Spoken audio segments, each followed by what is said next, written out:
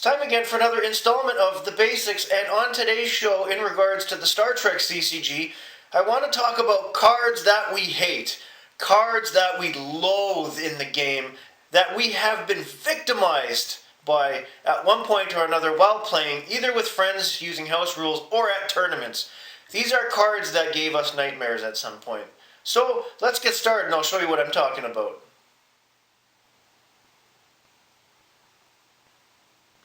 Okay, let's get started on this Odyssey of Evil, and I have not included any dilemma cards in this list because they are their own special pain and deserve their own place in hell. I'm going to start with Raise the Stakes because this added an element of gambling into the game, and at the very onset of this card, I was victimized by a couple friends who took some of the best cards out of my deck. And I returned the favor at some point, but generally when this card came out, if you did not have a way of nullifying it, man, you just knew you were going to get the short end of the stick on that one. Mirror Image from First Contact. Seeds or plays on table. All Red Alert, Kivas Fagio Collector, Masaka Transformations, and the Traveler Transcendence cards affect all players immune to Kevin Uxbridge. That is a whole new level of pain that came out with First Contact, and when those types of cards start affecting all players because of this card and you can't get rid of it, man. Barber Pole and Joey, if you're watching, this is for you. One of the most pointless and ridiculous cards I've ever seen. I will never change my opinion. I hate it. If I had the ability to burn every Barber Pole card on the planet, I would do that. Hue, because it nullifies attack by Borg ship for this turn, or destroys all rogue Borg at one location.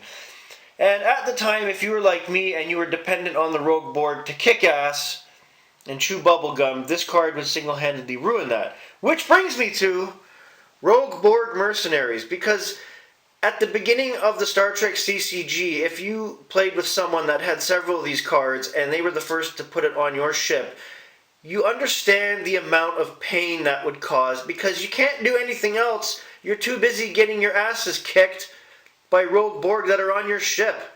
Oi! Dead in Bed, and this wasn't a big deal, but a lot of players I've talked to over the years hate it because some people have made up a lot of their decks using alternate universe expansion cards, and there's a lot of stasis in that set, and there's a lot of stasis in the Q continuum as well. And if you have players stuck in stasis and these cards start coming out, yeah, you're gone. Auto-destruct deactivated. You have a derelict ship sitting somewhere, an opposing away team is beamed onto it, or you have another enemy ship within distance, and you play auto-destruct thinking you're going to blow yourself up and take out that other ship, and then somebody goes and does this. Whoops! Now, artifacts. And these ones are real grinders. Blade of Takan. Immediately relocate any one planet location and all cards there to a different place on the space line. Discard artifact.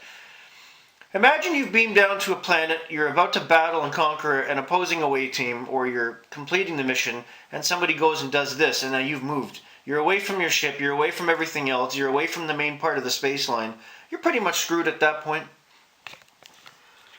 Persistence of Memory. Where to begin with this card?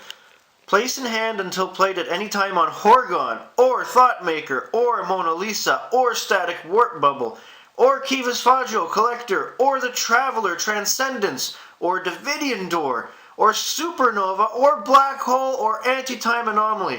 Reverses that card. I about peed my pants when this card first came out.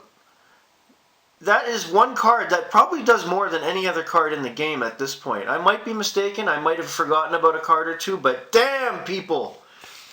And finally, Vulcan Stone of Gull. This one's obvious. Place in hand until played as an event card. Kills everyone in an away team without youth or cunning greater than 7. That is huge. And the artifact gets discarded right away, so basically it's really not something that can be stopped. And if your whole away team's dead, the amount of problems that causes, I don't even have to explain that. Now, to be clear, I have never been victimized by every single one of these cards. A lot of these cards are here because of players I've known over the years and players I've talked to. Personally, I've been victimized by Raise the Stakes, Mirror Image, Rogue Borg. Persistence of Memory did get me once. That was not a fun game. But as fun as the Star Trek CCG is, and being Trek fans, we love playing it, there are cards like these that just piss us off so badly. And you remember when some of these came out in expansion packs, and you'd open it and see that card and go, why? It is what it is, I guess. Have a great day, everybody.